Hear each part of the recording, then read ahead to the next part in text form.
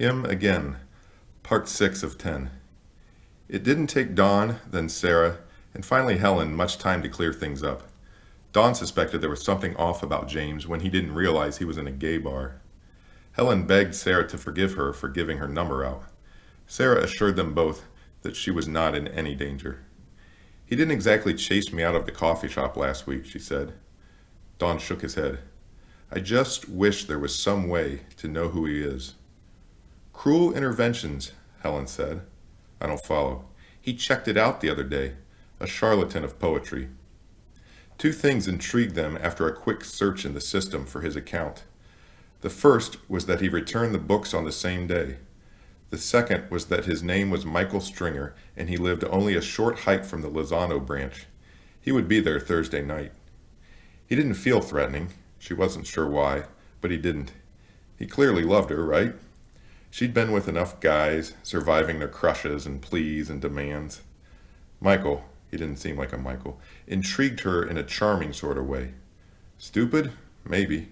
Kinky? A little. Regardless, she could handle herself. Physically, the guy wasn't intimidating. If he had plans to hurt her, he would have pulled it off a long time ago. The lonely sap had probably never touched a woman. He wasn't about to harm her. His home was easy to find after work. A mid-20th century house sliced into at least 4 residences, with porches and steps merging into a shared walkway from the street. Apartment D's door was off to the side, but the view from her car was protected and clear. She would wait, unsure of her next move. If she needed to confront him tonight, a nosy neighbor would be within earshot. Was he in there thinking about her?